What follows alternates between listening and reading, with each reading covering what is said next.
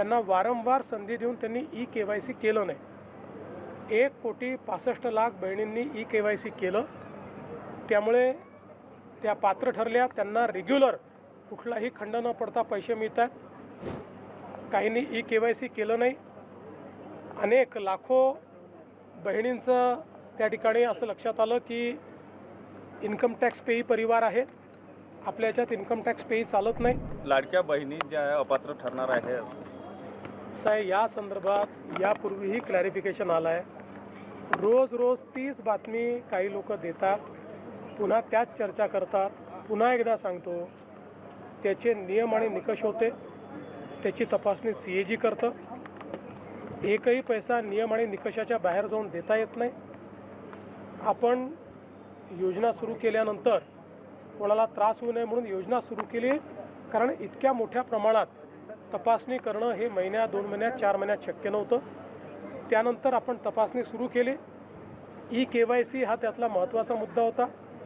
ज्या लोकांच्या लक्षात आलं की आम्ही नियमाच्या बाहेर त्या ठिकाणी लाभ घेतलेला आहे, त्यांना वारंवार संधी देऊन त्यांनी ई-KYC केलं नाही।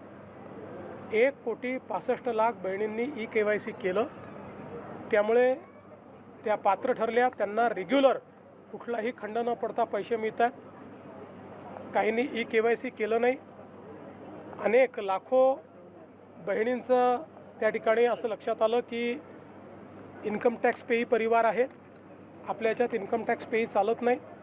कारण ही योजना ज्या बहिणींना मदतीची गरज आहे, आधाराची गरज आहे, किंवा ज्यांना स्वतःच्या पायावर उभं राहायचं आहे त्यांच्याकरता आहे। त्यामुळे त्याही जे काही लाभार्थी होत्या त्यांना आपण त्या ठिकाणी वगळलं। काही आपल्याला कल्पना आहे पुरुष लाभार्थी होते, त्या पुरुष लाभार्थ्यांवर तर आपण कारवाईच करतोय, त्यांच्याकडनं वसुली देखील आपण करतोय। काही सरकारी कर्मचारी होत्या, आता कदाचित त्यांनी सगळेच अप्लाय करतात म्हणून करून टाकलं, पण त्यांच्यावरही मला असं वाटतं की थोडी शिस्तभंगाची कारवाई ही करावीच लागेल। आणि म्हणून आता हा जो आकडा आलेला आहे 100% व्हेरीफाईड आकडा आहे। आणि या बहिणींना जोपर्यंत आमचं सरकार आहे तोपर्यंत लाडक्या बहिणीचे पैसे मिळतच राहतील। आता हे जे काँग्रेसचे आणि इतर लोक बोलत आहेत, हे तेच लोक आहेत की ज्या लोकांनी लाडक्या बहिणीच्या विरुद्ध कोर्टामध्ये केस केली, हायकोर्टात गेले, रोज शिव्या दिल्या, ही योजना बंद करा म्हणून सांगितलं, आणि आता तेच हिंदीमध्ये मगरमच्छ के आंसू म्हणतायत, तसे मगरमच्छ के आंसू आता हे यांच्या डोळ्यातनं वाहून राहिले। महाराष्ट्रातील सर्व बातम्यांचे विश्वासार्ह व्यासपीठ, सकाळच्या सर्व सोशल मीडिया प्लॅटफॉर्मला लाईक, फॉलो आणि सबस्क्राईब करा। तसंच सर्व नोटिफिकेशनसाठी बेल आयकॉन प्रेस करायला विसरू नका।